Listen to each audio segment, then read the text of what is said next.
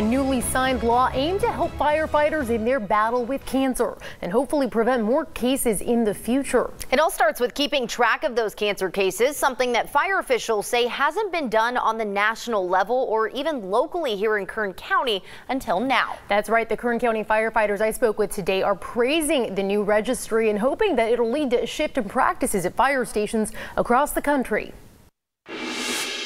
You know, we're all identified by certain things in life. Well, I'm a firefighter. The men and women on the front lines of fires will tell you they knew the risk involved with this job from the start. I've always wanted to be a firefighter. Jim Elia knew the smoke, the flames, the crumbling buildings. Solving a problem for someone, and I get a lot of gratification out of that. But the less obvious risk, it's on the surface, and it goes unseen. It's the soot, the toxins, the chemicals, the often overlooked dangers of a firefighter's job that have the most long-lasting effects. They caught something happening in my blood work, and that ultimately led to my leukemia diagnosis. According to the Centers for Disease Control, leukemia is just one of the diseases that's been proven to increase with the number of fire runs. And Jim's been going out on calls for over 20 years. When all of those chemicals are burning, the chemicals themselves are bad for you. You're sweating, the biggest organ of your body, which is your skin, is open and absorbing. The risk this job posed on his health, something he says he never considered. Realizing, wow, all of us are getting cancer, and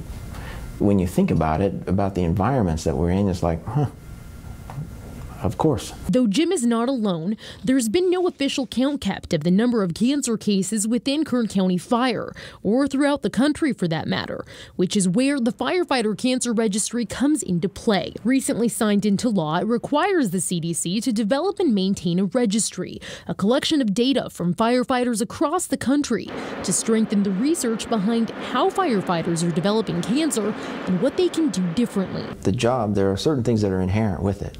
And that, and again, somebody has to do the job, but we should be smart enough and informed enough to do everything that we can to minimize our risks. In the meantime, he's taken a proactive approach at his own station. There's no need to stand downwind of a smoky situation that you don't need to. If you're not not working on it, get out of the smoke. He says he's hoping new generations of firefighters let go of an old school mentality. We thought in terms of, being in the middle of it, and, it was almost like a badge of honor. Considered a great day. We never got out of our turnouts for 24 hours. Well, now I think that we have to look at the other way. A guy who has a clean helmet and has clean turnouts. Jim says he considers himself lucky. His leukemia is in remission, though he continues his battle with his health, now taking time off to seek treatment for melanoma. He says leaving the service is something that's never crossed his mind. I love this job.